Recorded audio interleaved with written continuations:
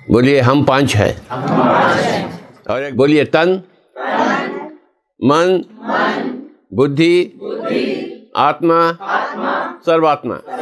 अब बोलिए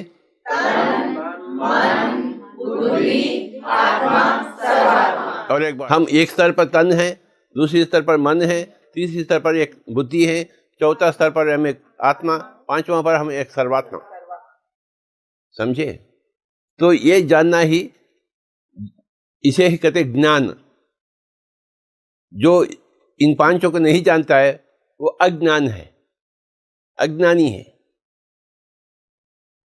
ज्ञान किस चीज को कहा जाता है? इस चीज को कहा जाता है ज्ञान। हम एक शरीर हैं जो यहां से यहां तक है, नाखून से बाल तक, यहां से ये सब है जो है, ये सब ये उंगली में आ गया। इसके अलावा मन है। मन दिखती है क्या? तो नहीं है क्या? नहीं दिखती इसलिए नहीं है क्या? है। इन पांचों में एक ही दिखता है, बाकी चार दिखते नहीं। इनविजिबल, अदृश्य, परंतु महान है। तन दृश्यमान है, मन दृश्यमान नहीं है, बुद्धि दृश्यमान नहीं है, आत्मा दृश्यमान नहीं है, सर्वात्मा दृश्यमान नहीं। एक ही एक चीज दृश्यमान है और बाकी चार अदृश्यमान है। और इन दोनों उंगलियों में कौन सा बड़ा है? ऐसा क्यों निर्माण किया गया है? ऊपर वाले को खोपड़ी नहीं है क्या?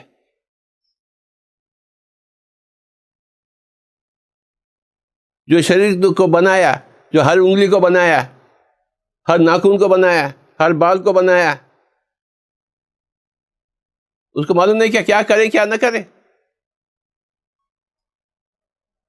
तो तन के ऊपर है मन। मन कहां जाता है? तन वहीं जाता है। मन चाहता है मुझे दारू पीने का है, तो तन कहां जाएगा? वो दारूशाला में जाएगा। हम उसको देखते हैं, अरे तू यहां क्यों आया? अरे मुझे दारू पीने का है। मन चाहा दारू और तन गया दारूशाला। मन चाहता है संगीत सीखना, तो तन गई संगीतशाला। मन चाहा है ध्यान, और अब आप लोग आ गए हैं ध्यानशाला में। आपके तन खींचे हुए आया हुआ है। जहां मन जाता है वहां तन जाता है। तन मन के काबू में है। इसीलिए देखो उंगली कितना बड़ा है। तन 100% मन के काबू में। जैसा मन वैसा तन। मुझे जिलेबी चाहिए, तो तन क्या करेगी? वो जिलेबी शॉप कहाँ है ढूंढ के जाएगी, जिलेबी लाओ। कौन चाहा जिलेबी? तन चाहा या मन चाहा? मन चाहा। ये चाहत कहां से आती है? तन से आती है, मन से आती है? हाँ देखिए, तो जोर से बोलिए तन, मन, बुद्धि। अब तीसरा आ गया। अब ये दो उंगलियों में कौन सा बड़ा है? अभी देखिए। ऐसा क्यों है? ऐसा क्यों है? क्योंकि वैसा ही है। और ये दोनों में जुड़वा भाई है। देखो एक ही तरह के होते हैं, इसमें बहुत अंतर है। बस ये थोड़ा जुड़वा भाई है और बुद्धि थोड़ा बड़ा है। मन को बुद्धि के होते हुए काबू में लाना है। तन तो मन के पास झुका हुआ है, परंतु मन बुद्धि के पास झुका हुआ नहीं। प्रयास करके बुद्धि के द्वारा मन को झुकाना पड़ता है।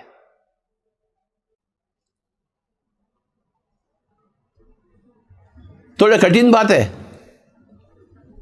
प्रयास करना पड़ता, क्योंकि ये जुड़वा भाई है।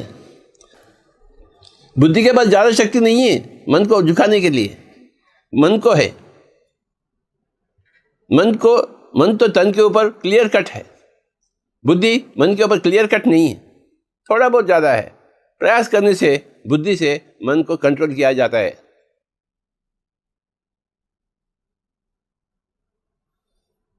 और बुद्धि कहाँ है? आत्मा के बाजू। ये आत्मा है। जो कोई चीज आत्मा के बाजू होता है उसका नाम है बुद्धि। आत्मा के बाजू मन नहीं है, आत्मा के बाजू तन नहीं है।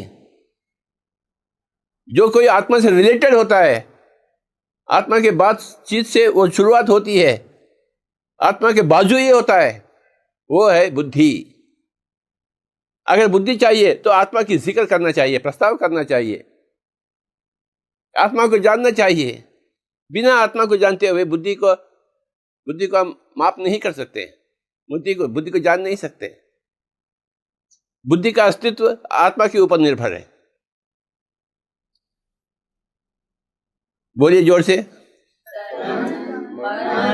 बुद्धि, आत्मा, सर्वम। और बुद्धि ज्यादा है या आत्मा ज्यादा है फिंगर में? तो आत्मा बुद्धि को कभी भी काबू में नहीं लाती। आत्मा साक्षी है। आत्मा मतलब तू बाढ़ में जा, मुझे क्या करने का है।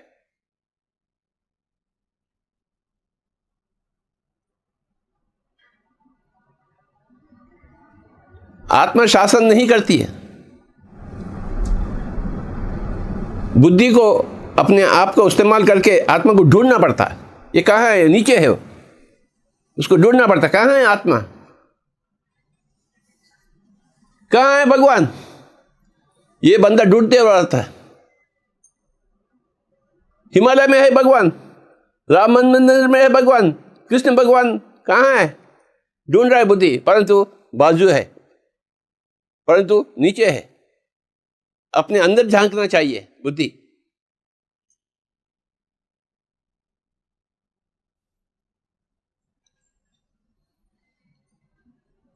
और 4 उंगली एक तरफ और 1 उंगली एक तरफ। ऐसा भी क्यों है?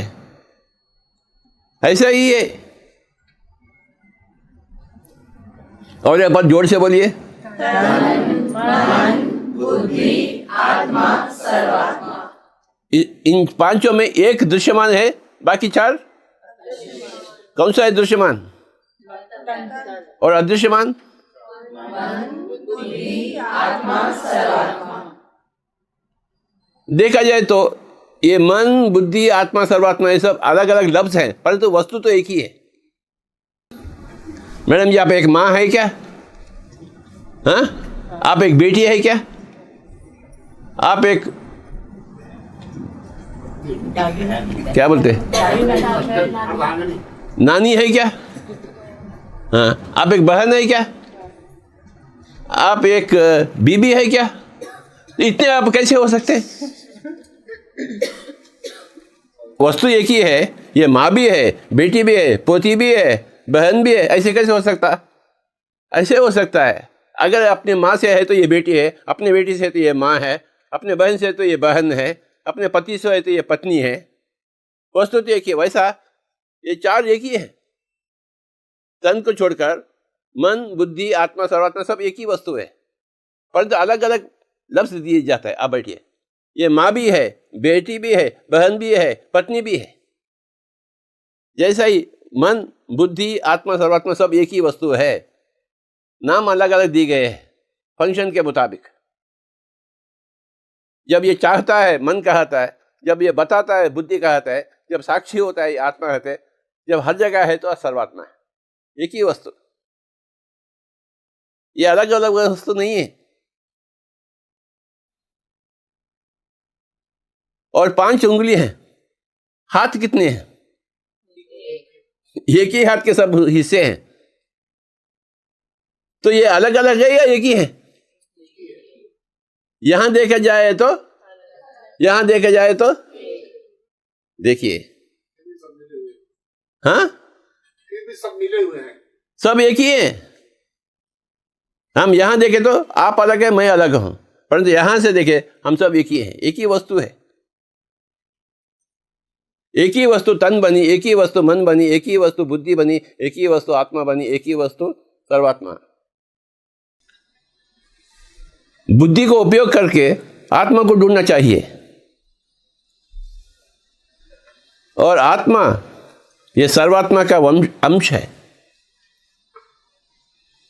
जैसा एक पेड़ है, पेड़ का एक पत्ता है, ये पेड़ है, पेड़ का पत्ता एक है। पेड़ में कितने पत्ते होते हैं?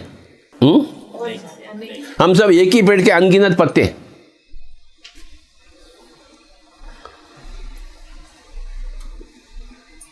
पत्ता का अस्तित्व तो है, परंतु पेड़ का ही अंश है वो। पत्ता अपना काम करती है और पेड़ को देती है श्रेय, और पेड़ पत्ते से बनती है। पेड़ पत्ते को बनाती है, पत्ते से बनती है ना? तो ये पेड़ है, ये पत्ता है। हम सबका पेड़ एक ही है, हम पत्ते अलग अलग हैं। इस पत्ते को कहते हैं जीवात्मा। ये तीन को कहते हैं जीव। तन मन बुद्धि को जीव। जीव से जो जुड़ा हुआ आत्मा जीवात्मा, ये सर्वात्मा। और जो जीवात्मा अपने ही सर्वात्मा से संपर्क में आ गया वो परमात्मा बन गया। शंकर भगवान परमात्मा है ना, कृष्ण भगवान वो भी परमात्मा, राम श्री राम, श्री सीता, श्री लक्ष्मी, आप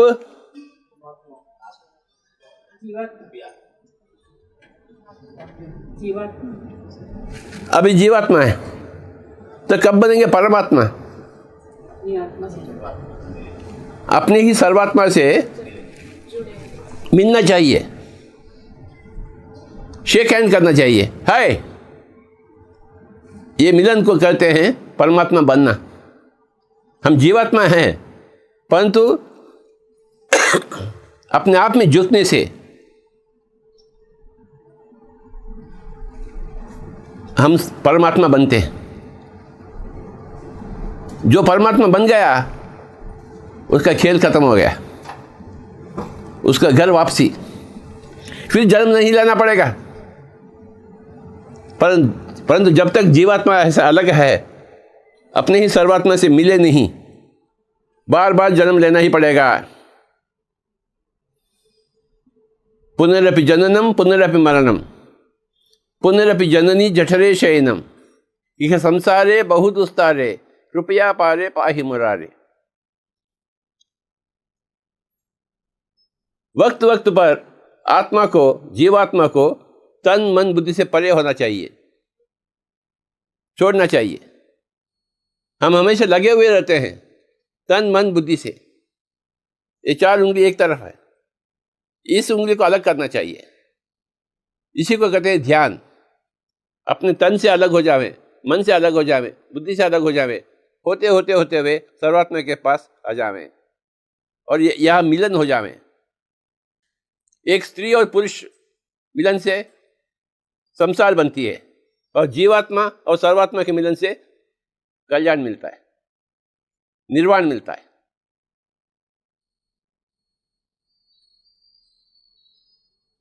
हर एक जीवात्मा को एक परमात्मा बनना ही है। जैसा हर एक स्त्री को एक माँ तो बनना है। माँ बनने का जो शरीर का निर्माण तो है इधर, है ना? अगर वो शरीर का निर्माण नहीं होता तो माँ बनती है क्या? हर एक स्त्री में शरीर का निर्माण है माँ बनने का। जैसा हर एक स्त्री को माँ बनने से ही वो संपूर्ण होती है, वह हर एक जीवात्मा परमात्मा बनने से ही संपूर्ण बनता है। माँ बनने के लिए संभोग चाहिए और परमात्मा बनने के लिए भी संभोग चाहिए। इन किन दो चीजों का संभोग, ये उंगली और ये उंगली का संभोग चाहिए। जीवात्मा और सर्वात्मा का संभोग चाहिए। ये कहाँ होता है? ध्यान में होता है। ध्यान में क्या होता है? दो उंगलियों का मिलन होता है, जीवात्मा का और सर्वात्मा का, और एक बच्चा पैदा होता है। उस बच्चा का नाम है परमात्मा। जो ढूंढता है वो पा लेता है। जो दारूशाला को जुड़ रहे हो तो दारू शाला पहुंच जाता है। जैसा चाहत वैसा पावत। और ये बच्चा अब दूसरों को भी परमात्मा बनने में जुट गई। और मैं देख रहा हूं अभी इतने परमात्मा यह रूम में बैठे हैं। सभी परमात्माओं को मेरा नमस्कार। दुनिया में हर एक बंदा परमात्मा बनना ही है, इसीलिए हम आए हैं पिरामिड मास्टर बनकर। यहां क्या लिखा हुआ है? अहिंसा परमो धर्मः। अगर हम ध्यान नहीं करते हैं, हम अपने आप से हिंसात्मक हैं, हम अपने आप को परेशानी में डाल रहे हैं।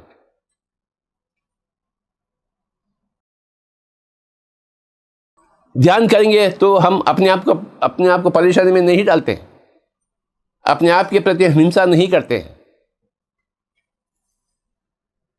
नहीं तो हम ध्यान नहीं करेंगे, जो नहीं बोलना वो बोलते हैं, जो नहीं सोचना वो सोचते हैं, और हमें कैंसर ला लेते हैं। अपने ही मन के द्वारा तन बिगड़ा हुआ है, अपने ही बुद्धि के द्वारा मन बिगड़ा हुआ है। और आत्मा के साक्षी होते हुए बुद्धि बनती है, और बुद्धि मन के ऊपर सवार करती है, और मन तन के ऊपर सवार करती है।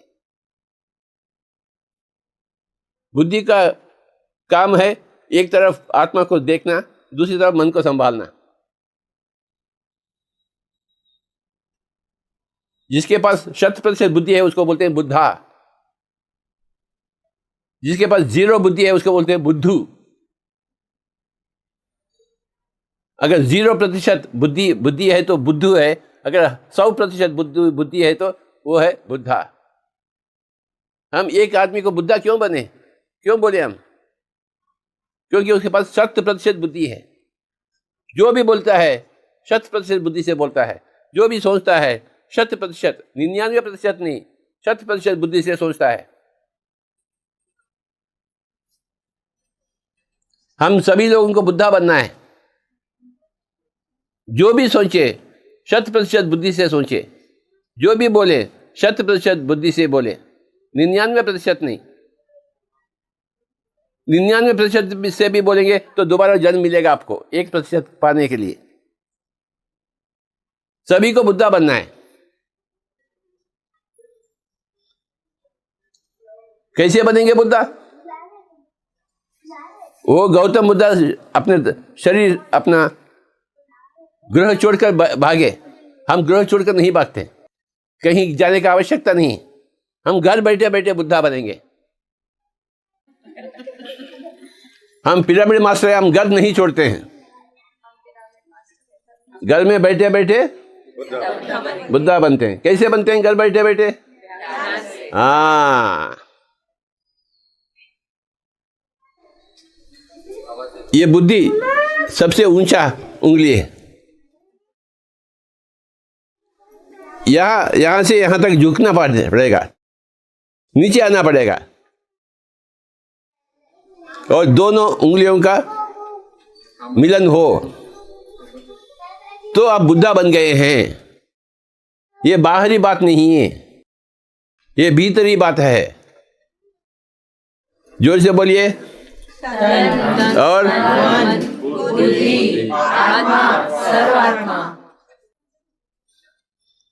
ये सब एक ही वस्तु है, अलग अलग नाम से पुकारा जाता है। वस्तु तो एक ही है, दृश्यमान वस्तु एक ही है, अदृश्यमान वस्तु भी एक ही है। परंतु दृश्यमान वस्तु तन कहा जाता है, अदृश्यमान वस्तु मन, बुद्धि, आत्मा, सर्वात्मा 4 नामों से पुकारा जाता है। हालांकि सब कुछ एक ही है। अगर आप केवल अपने आप को तन समझते हैं तो आप एक जानवर है। तन के साथ एक मन भी आप समझते हैं तो आप एक मानव है। मन के साथ एक बुद्धि भी समझते हैं तो आप एक श्रेष्ठ मानव है, क्योंकि बुद्धि है आपके पास। परंतु बुद्धि के साथ आप आत्मा को भी पहचान देते हैं, आप तो एक ज्ञानी हैं।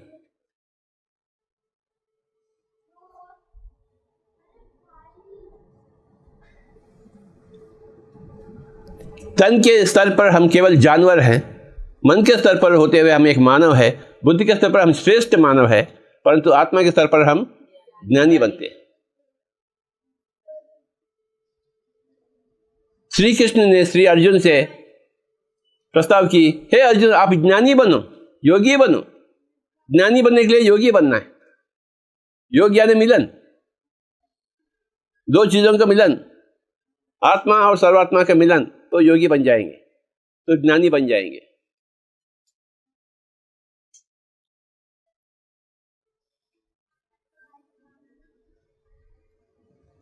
बुद्धि है परंतु आत्मा जानता नहीं, तो ज्ञानी नहीं बना। बुद्धि के प्रयोग करते हुए आत्मा को पहचान लिया तो ज्ञानी बन गया।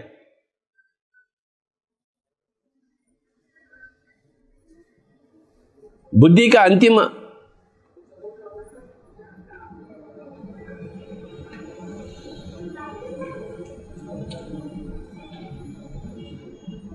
उपलब्धि जो है वो आत्मा को ढूंढना।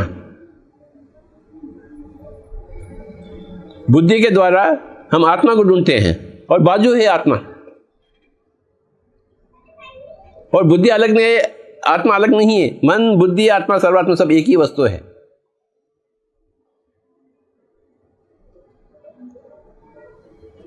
जब तक हम पहचानते नहीं अलग अलग वस्तु दिखते हैं, परंतु जैसे ही हम पहचान लेते हैं एक ही वस्तु है,